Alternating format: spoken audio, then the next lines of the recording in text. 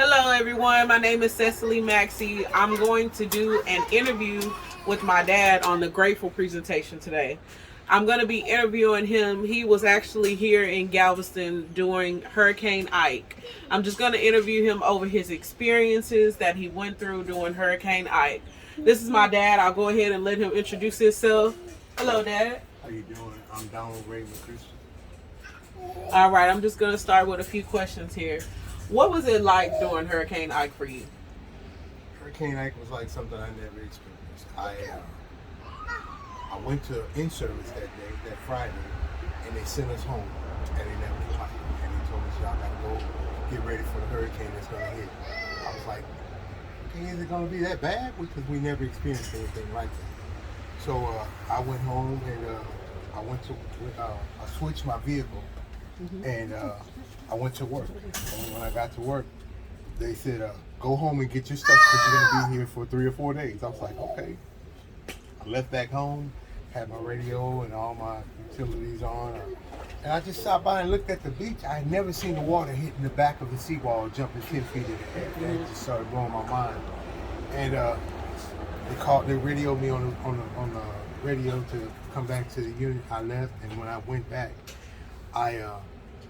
they started having people evacuate the facility, and they told us to hunker down. They called in reserves. We shipped out all the inmates from Texas Department of Correction, where I was employed as a sergeant at the time. After we got all of the inmates secured, we started securing our weapons and stuff we had at the facility, and our supervisors, they had us to park our vehicles up on the static court, which was like 10 feet above sea level. Okay. After which they assigned us to the rooms upstairs where the inmates stayed. They had them cleaned out, and that's where we were going to be staying. So around about 7:30, 8 o'clock that night, wind started howling real bad, and it started getting, a lot of rain. I went to the third floor, looked out the window, and I just started seeing stuff, trees, palm trees starting to bend over at the yacht base where we fish at.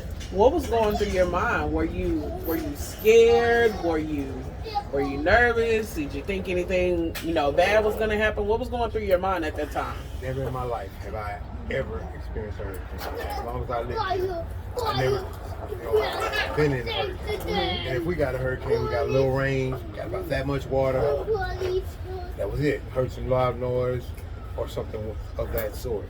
But about 10 o'clock, I saw water started coming. The water raised from the back of the bay. If you ever go out to the back of the harbor side, you'll see that the water is a 10-foot drop. The water was even with the pier. So it came up 10 foot. And then by 12 o'clock, I went back to the third floor and I looked out the window. I saw a ship, a fully grown ship, probably 30, 40, 50 footer, come up onto the concrete. That's how high the tide is. Wow. It was cars parked in the parking lot. I saw cars playing bumper pool in the parking lot. There's so much water. Then by 1 o'clock, all the lights went off. That's when the hurricane started hitting about 12:30. Did you all have like any backup generators? Backup generators. The backup generators kicked on. I started seeing ships sailing down Harborside. I saw the where we fished at the yacht basin, because it was a clear view. I saw it blow up. Wow. Man, it was just, I saw people started panicking. And me as the supervisor, I'm trying to calm them down. I'm trying to put the fire out. Yeah, that's what I was going to ask you, how you were able to keep them calm in a situation like that. They sit in all type of classes, culture diversity, dealing with different people in different situations, a hostile environment, So just being able to just talk them down, calm them down, Hey, everything's going to be all right. We're all in this together. Sit there. I couldn't sleep. Then when I sat in the chair, I drank the soda water. And at the time, I had just had the gastric bypass. And so I was, only way we could move around, we had to climb stairs. I lost so much weight during that time. because I was losing weight, but I lost a lot of weight because I had to climb those stairs. I lived on the 7th floor, so I'm running up and down. I'm a supervisor, so I got to go here, I got to go So there. y'all didn't have elevators working? No power. No power. No power, just the reserve lights. Mm-hmm. And all the fenders were shipped off. Everything was, it's like people were panicking. Were you ever able to go home at that time, or did you have to stay at your employment the entire time? Everybody had to stay at the employment. And when were you able to go home? So let me tell you what happened. At 5:45, they had about 6 foot of water, 6 foot of water standing on the aisle. Wow. 6 foot. So about 11 o'clock that morning, it was like the most beautiful day you would ever seen in your life. Like nothing never happened. And the warden came to us and told us, he said, hey, everybody that's here, except the supervisors, you gotta go. Told them they had to leave the facility. People who stayed in Bolivar didn't have nowhere to go because Bolivar went all the way under. Mm-hmm. People didn't have nowhere to go. They were going here, going there, didn't know what to do, didn't know when they were going to return. We were still at work. Mm-hmm. So then we still had our sister unit, Texas City, which is the Carol Young facility. It was still up and going, but they had a skeleton crew there also, with nothing but supervisors. And it was like I say, I finally left the unit about 4 o'clock. I said, let me go by and just look at my house.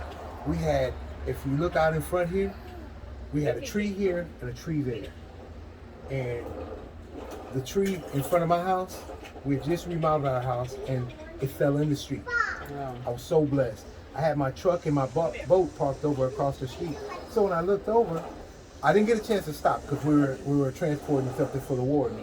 And I got a chance to look. I said, oh, well, my truck was sitting over there, green Chevrolet 93 Chevy pickup, looking pretty. I was like, okay, nothing happened over here. I'm good.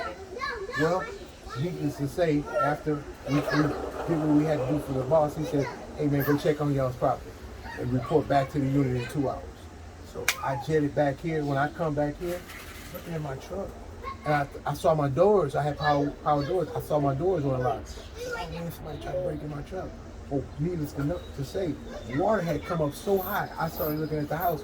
The water was over the fence here. And, man, water had gotten all inside my truck. It was leaves and trash all in it. And my boat was still sitting over there, stuck over there. This big tree was here. It's just overwhelming. Never seen anything like that. Looking back at the hurricane happening now 11 years ago, what do you think about it today? Actually, today, this will be my last month in Galveston. I'm moving. I can't handle it. I don't want to go through it again. I saw people everybody had to leave Galveston. You couldn't get in Galveston unless you had an E1 essential personnel badge. You couldn't come on the outing.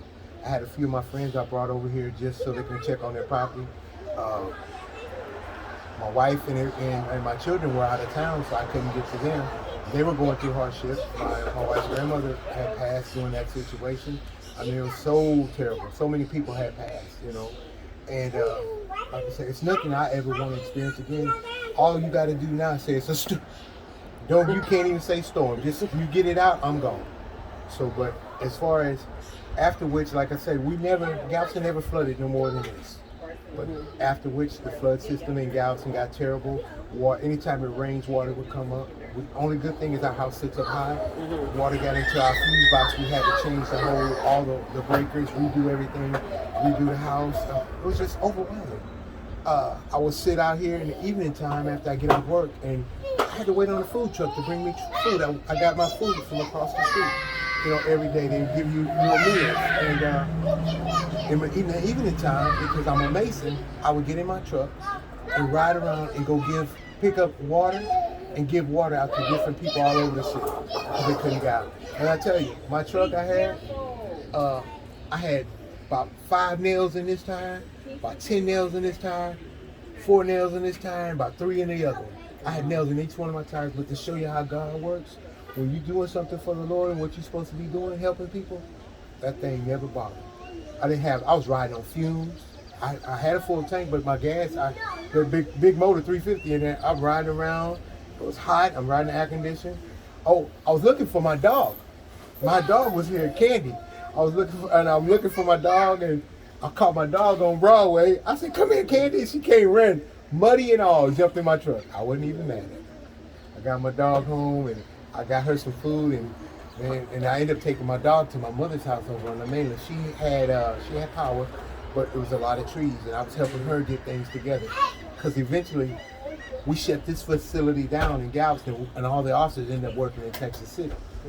And it was just, like I say, people didn't have anything, but the people were here. We had to come together as one. So we were one. It didn't care what color you was or nothing. But as time progressed, the first person, they even had guidos. Guidos was feeding people every day. You know, their food was gone, so they would feed you. If you wanted to go over there and eat, so the food didn't waste, they would feed you that food. And Mr. Tillman Fertitta, he was the first one. He had people coming in. If you go up on the beach, I went down here to the Balinese room. The Balinese room went out about 3 blocks into the water. When you come back out there, was nothing but a shelter. There was nothing else, just an overhead piece. The Balinese room was gone. I mean, I saw so much stuff. I never seen nothing like that before. Wood everywhere. Bunch of debris. Buildings that were there were no longer there. Hooters the whole building was gone. We had a Hooters over the water, gone. I mean, it was like nothing. I saw a truck at a fishing pier stuck in there. The flagship had a big hole in the side. You know, before it was the little amusement park, it was the Flagship Hotel. We used to fish there all the time. It was torn up. There was so much turmoil going on. But at the time, like I say, even if you would have done something, you were a criminal, what the police were doing, they were arresting people, taking them to the edge of the causeway and dropping them off. And told them, when we catch you later on, we're going to charge you.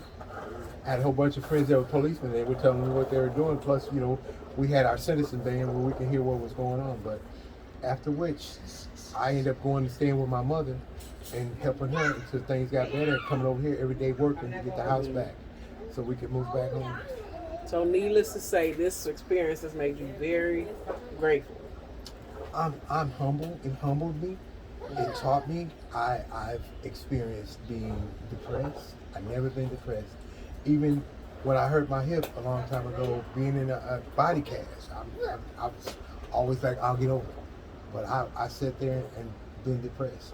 I came into this gloomy city every day. This city still, when I see this, there was 60,000 people running around Galveston at all times before the hurricane. It was something going on everywhere.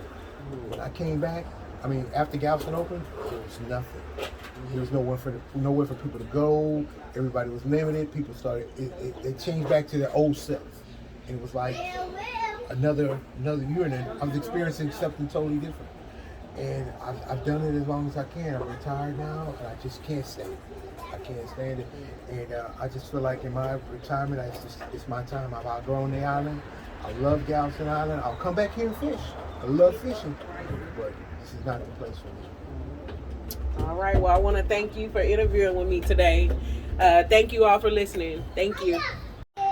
Hello, everyone. My name is Cecily Maxey. I'm going to do an interview with my dad on the Grateful presentation today. I'm going to be interviewing him. He was actually here in Galveston during Hurricane Ike. I'm just going to interview him over his experiences that he went through during Hurricane Ike. This is my dad. I'll go ahead and let him introduce himself. Hello, Dad. How you doing? I'm Donald Raymond Christian. All right, I'm just going to start with a few questions here. What was it like during Hurricane Ike for you? Hurricane Ike was like something I never experienced. I went to in-service that day, that Friday, and they sent us home, and they never caught me. And they told us, y'all gotta go get ready for the hurricane that's gonna hit. I was like, okay, is it gonna be that bad? Because we never experienced anything like that. So I went home and I switched my vehicle, and I went to work. And when I got to work, they said, go home and get your stuff because you're gonna be here for 3 or 4 days. I was like, okay. I left back home, had my radio and all my utilities on. I And I just stopped by and looked at the beach. I had never seen the water hitting the back of the seawall, jumping 10 feet in the air. That just started blowing my mind.